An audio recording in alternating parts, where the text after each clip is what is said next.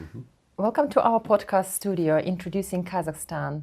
Today we are honored to have a very special guest, the chairman of Kazakh tourism, Kairat Sadvakassov. Welcome. Thank you. Thank you.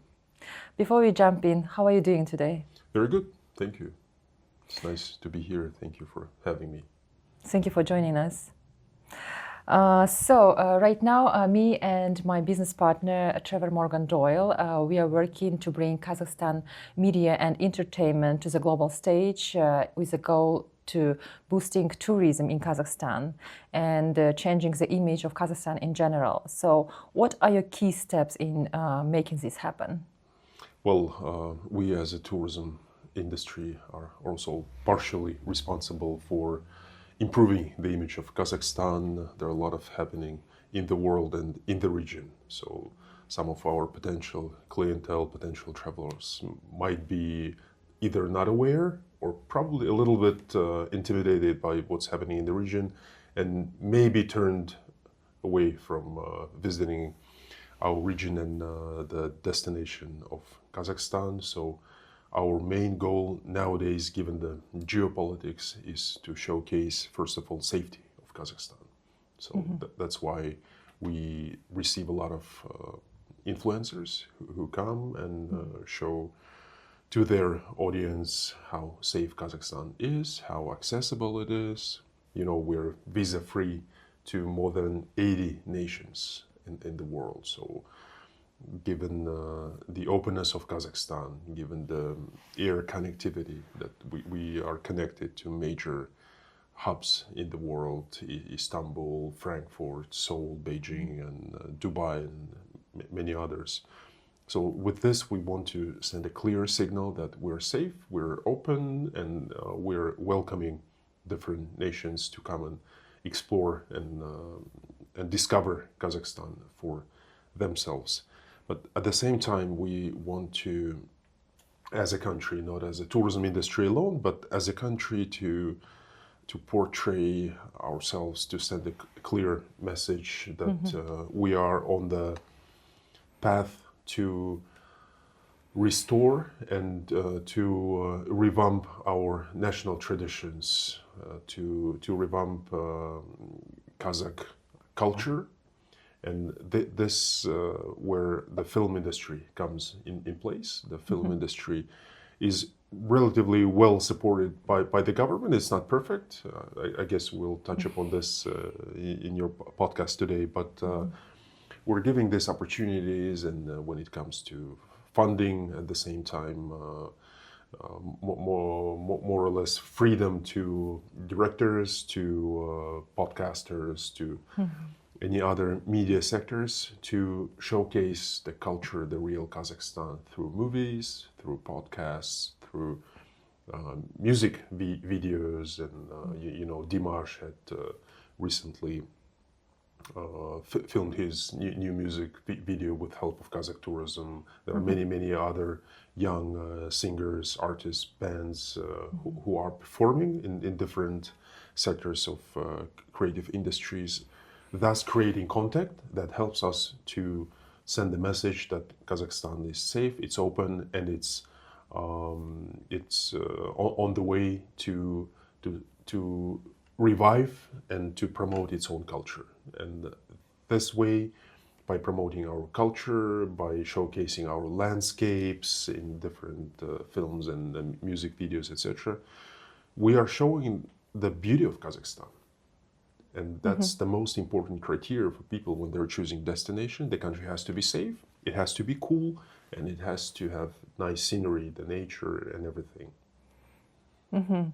Thank you. And what collaborations do you think for Kazakhstan with countries like India, US, or Turkey in regards media and filmmaking? Well, I guess these countries that you mentioned, they're very active, they're very strong in media, in filmmaking, and I think Kazakhstan can offer lots of landscapes, the natural landscape, historical landscape, even urban landscapes, because we are a country where you can experience and you can witness how the story was unfolding in this region, starting from Genghis Khan's invasion and how that shaped the present day Kazakhstan, then the Soviet rule, and then the dissolution of USSR and how countries started finding their own paths. So I think altogether you can find pretty much any type of landscape or stage scenery here for filmmaking. It can be a back to USSR kind of experience with the Soviet architecture, with Baikonur space launch. It could be different types of anything you can imagine, landscapes from deserts to snow-capped mountains, seaside, and canyons, and so on. And most importantly, the features of our people. We can look anything from Persian to European, right. And you can still be within one ethnic groups, but we all look different. And I think that what makes us really cool.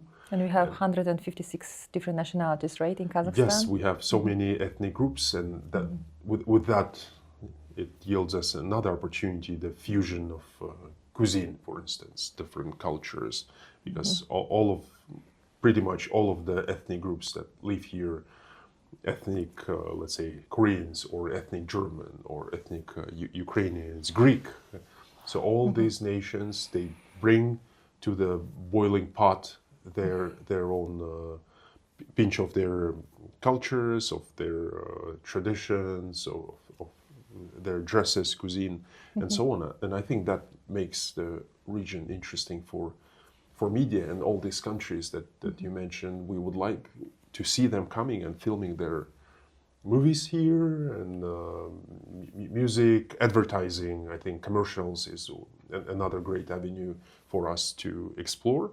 It's relatively untapped because we haven't been quite active in this area, but I think given even the climate, if you go north of Kazakhstan, and it's really cold, where you can come and test, for instance, your snow tires for manufacturers of snow tires, or outdoor gears, for instance, for snow mountain or snow ski equipment, etc. So everything can be tested in Kazakhstan, and at the same time you can film your commercials about this. And a great example was Land Rover when they filmed their commercial in Charin Canyon, then followed by Toyota, etc. So showcasing this steep mountains, steep basically cliffs, and a car, a Land Rover, going up the hill, for instance, and then the nice big scenery opens up of a Charin Canyon and vast steppes and so on. I think all these are something that can be easily found in the world nowadays, because everything is so developed, and Kazakhstan is huge. You can be traveling for 100 miles, not seeing a village, a soul, and that makes it really cool. Yeah, as you know, Bollywood shoots 4 times more than Hollywood, China, and all together. So, Indian tourists see Kazakhstan as in Europe. And as I know, the number of tourists increased this year, right? From India. From India, yes. It keeps growing nowadays. And comparing to pre-pandemic, we grew probably already 15 times in terms of arrivals from India. And what helps to that is visa-free regime. And New Delhi is only 3 hours away from Almaty. And of course, the more or less freedom that we offer here, a lot of choices in terms of landscapes, entertainment, nightlife, culture, nature, and so on. So I think they do see it as a piece of Europe very close to them. And what do you think about the local young people? The only problem could be English language. When, for example, when we bring crews, we have a difficulty to have English-speaking crews. What do you think about it? How we can improve that? Well, I think people who are probably not into your field in media. There are many people who are speaking decent English. I think the easiest way is to start attracting the youth from probably other fields and teach them acting, for instance, or teach them how to operate lights and sound equipment and so on. I think that's the easiest choice, because we had this in hospitality industry. This exactly the same problem 20, 30 years ago, when clearly we didn't have any service-oriented, or we didn't have many of them service-oriented personnel, but then English was the main criteria. So my colleagues from slightly more than 20 years ago, working in a first 5-star hotel in Astana, they were not hospitality majors. They were coming from foreign languages, from other fields, but the main criteria was English. And then they were taught hospitality. They were trained. So we can train in all fields in filming, as I long as don't they know, yes. know English. I don't know how difficult it is. If you think so, I think that this, well, at least acting, I think this could be a choice. And I've seen many examples in our movies. Not all of the cast were probably drama or acting majors. And we could see that, but it was still fun and interesting to watch locals actually being part of a cast here. Maybe we can start with that, but when it comes to equipment like sound and lights or whatever else is needed in the film industry, I think this can be trained within a matter of half a year, maybe. Yeah. So how can we better involve local creatives, influencers and storytellers to become ambassadors of Kazakhstan, especially for emerging international audiences? Well, I guess we need, first of all, this international audience to start paying attention to Kazakhstan through, again, their own film studios, film directors. So I think we should gradually start giving this favorable conditions to film crews to come here. And at the same time, we need to improve the skills of local audience. And you probably heard that New York Film Academy is opening their campus here. And we definitely need more schools come here. We need, I guess now when you're telling me improve English, with existing schools like Zhurgenov or Shabbat universities, those who have majors in offering education in filmmaking, acting, script writing, I guess, and so on. But now with the advent of artificial intelligence, I think things are much easier nowadays, and at least when it comes to translation and maybe learning as well. But I think what makes perfect and brings quicker results is practice. So we could be spending years on academic education, but I think the easiest, like a low-hanging fruit, is to go the other way around and start attracting more filmmakers here, or more basically anybody who is producing content come here and have them employ locals. Make it a condition. It has to be at least 50-60% local content, meaning people, equipment, and so on. And that demand will create then the offer. Right. And what do you think about the cooperation with Turkey? For example, Turkey has established themselves with their TV series, which are popular all over the world. So if we cooperate with them and we use their famous actors and do co-production, do you think it will help us also to be on international level on platforms like Disney Plus or Netflix? Well, I guess that's a little bit outside of my competence, but from what I see, from what I understand, how this industry is run, whenever you have a celebrity on board, and we've seen the Russian movie Yolki, yes, with the popular Turkish actor participating. That makes it much Burak, right? Burak Özçivit. Burak Özçivit, yes. Yeah. Of course, that makes the project more successful, and that yields quicker return on investment.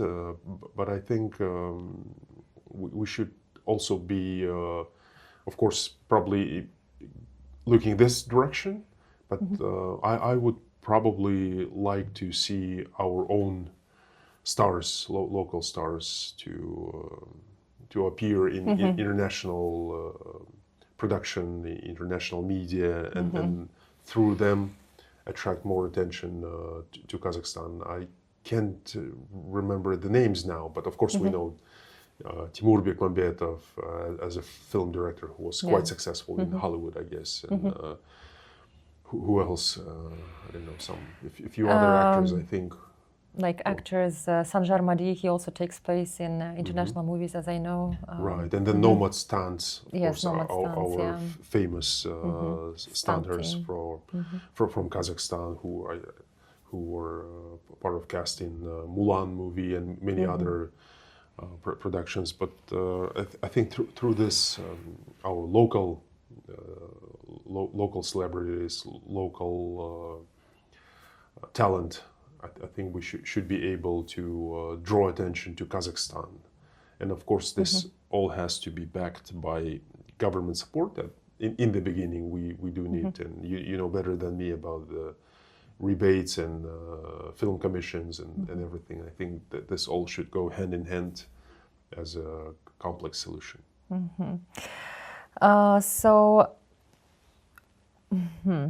My next question is, if you imagine a global traveler 5 years from now, what kind of content or story would inspire them to visit Kazakhstan?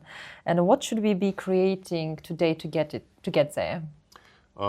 Ironically, a few days ago,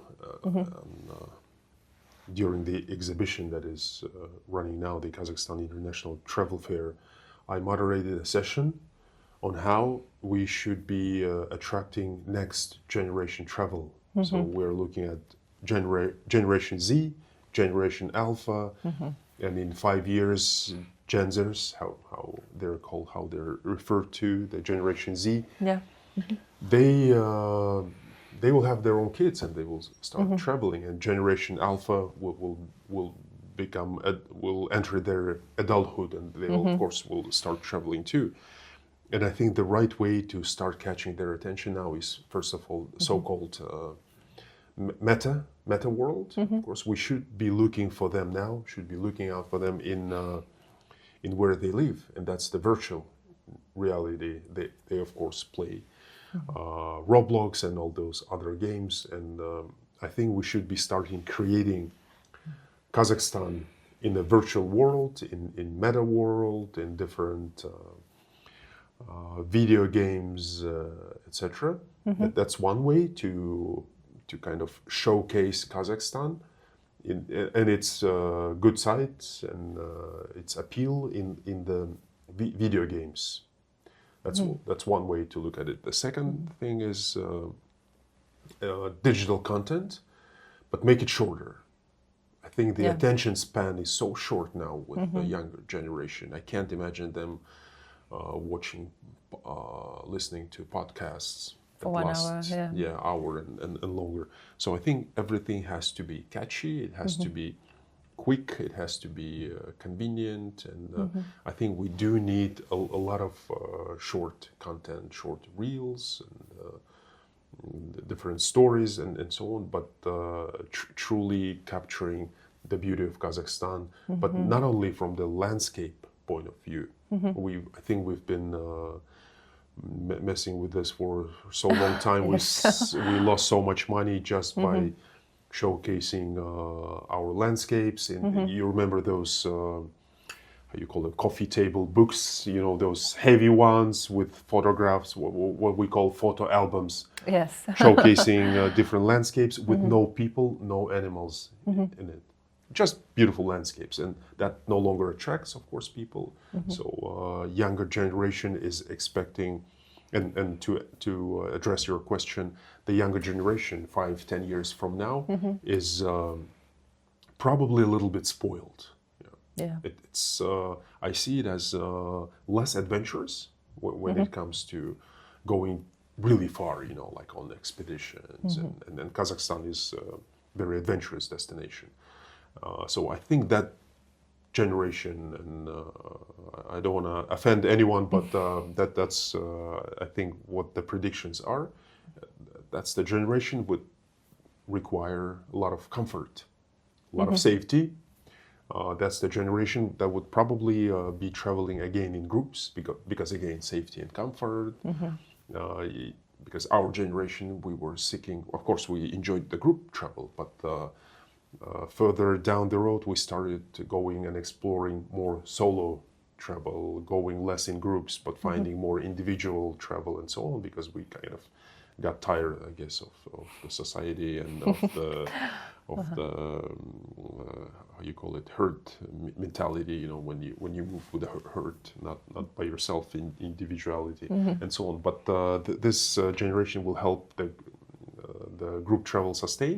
So we have to look at them, how they are, first of all, perceiving information, how they're consuming media and so on, cater to shorter clips and showcase more culture, more so-called coolness, something that really differs us from other nations. If you remember the song that is beating all the records now from Bashkortostan. Yeah.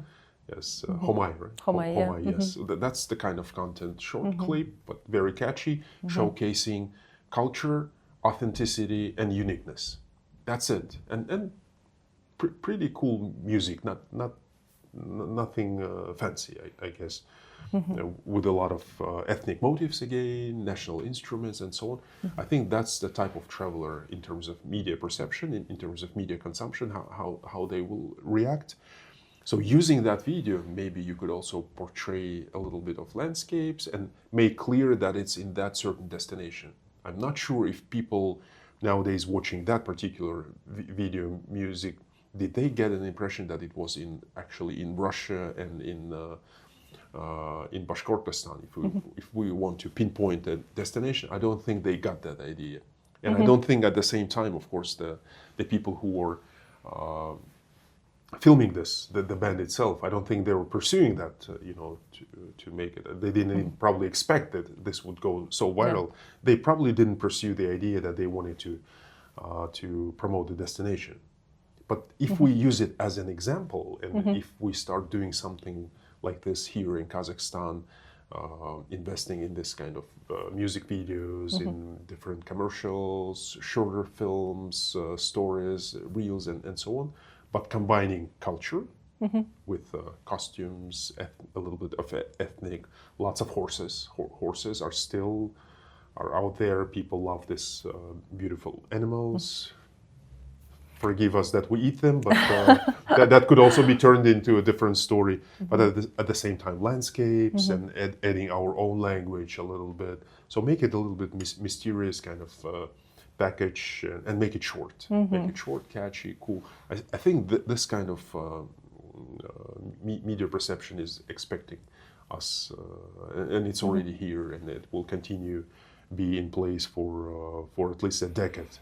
So to answer your question, I think we should be able to combine all of this in a shorter, cool, appealing way, using media and using video games. Especially when we have so many talented singers in Kazakhstan, right? Right. A lot of singers, and what I noticed from dealing with creative industries for a year and a half, a few years ago, we have a lot of talent in mobilography and in editing, like video editing. I think some of our talent, they work for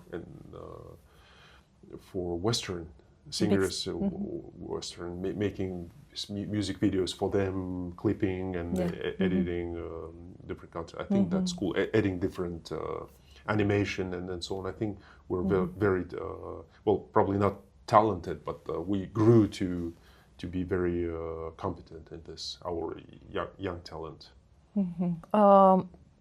Kazakhstan has often been defined from outside. What efforts are being made now to reclaim our own narrative, and how can we, as media ambassadors, support that process globally? That's a very good question, and you're right. In order to showcase what's happening in the country, and that was very organic.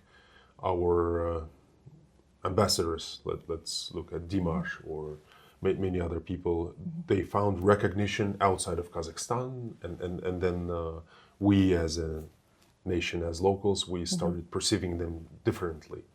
That's I think that goes back to post-colonial kind of mindset that we still have, and that's a different story. But a lot of things actually are defined by the outside audience in the case when we have this so-called vacuum here in Kazakhstan. If we don't feel that vacuum, then it's filled from the outside of the country. So that's why Borat was so successful, because nobody knew, what was it, 20 years ago? Nobody knew about Kazakhstan much.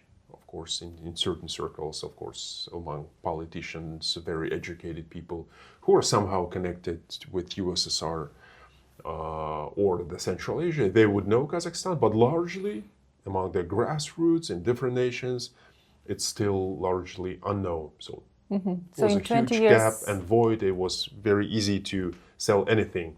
So it was, as you said, defined and largely spread out quickly and shaped the image of the country, not by ourselves. And now, if we want to reclaim this, we need to start, because the gap is always there. The population is growing. We might be losing our share because other countries in the region, they're growing faster, and they're probably filling the media with their own content about their tourism, about their investment, about their culture. And if we're not moving fast enough, if we don't showcase our movies, our talent abroad via contemporary art, via film, via our artists, cultural representation, via tourism, basically advertising and publicity about our country, it will be really hard to keep that agenda to ourselves. But if we want to reclaim now, we have to start. We have to fast, acting really quick, and we need to do everything that I said and scale it up quickly. We've had very good examples of organizing exhibitions of our artists, or basically exporting our culture abroad. We've been doing this, but not at that scale. So we need to understand as a state, as a government, that advertising, publicity is part of the game. It has to be there. You cannot sell anything if you don't advertise, be it tourism, be it contemporary art, other creative industries, or even our commodities, wheat, oil, and so on and so on. And especially attracting investors is very important when so that your country is known outside. Right. So, what are your future plans in making it happen quick? Well, on our side, we are working with media ambassadors as yourself, and that's one part of the story. Another part of the story is working with travel influencers. We need to keep them bringing the beauty of tourism, and at the same time the difficulty of this industry, that you don't have samples like in any other produce or in manufacturing. You have a sample. Perfume, you have this small sample that you can ship abroad and people can try, and they can start ordering. Pair of jeans, chips, you send a small package, people try it, okay, we like it, we start ordering. With travel, it's different. Yes, you cannot send a part of the impressions and experience for people to feel, but you do have the opportunity to bring people from abroad, influencers, travel bloggers, journalists, media. They come, they experience for themselves, they share in social media. That's the way it is done. So our plans is to keep working with influencers, keep working with international media ambassadors, and start showcasing Kazakhstan abroad through tourism, travel, and I think this travel diplomacy that has to be actually used nowadays will affect then the attractiveness of the country across the board. Investors, manufacturers, politicians, and so on, they will better understand the country, they will better understand the context of Kazakhstan when they visit. When they visit, they feel it. We are ourselves as countrymen, as nationals of this country, we haven't been extensively traveling and discovering our own country. That's also part of the story, because when we start exploring and we start sending right message in our social media about our country, that would also help attract foreigners to our country. So my advice and my goal and my I guess key ingredient, I think that we have to add to pretty much everything is media and advertising. Nothing can be sold, and essentially we're selling everything, our competence, our resources, our investment opportunities, our tourism landscapes, we're selling it. So you cannot sell anything if you're not advertising it. Right. And how do you want Kazakhstan to be portrayed abroad? Well, as my good friend told once, and I think he coined that acronym, it's warm.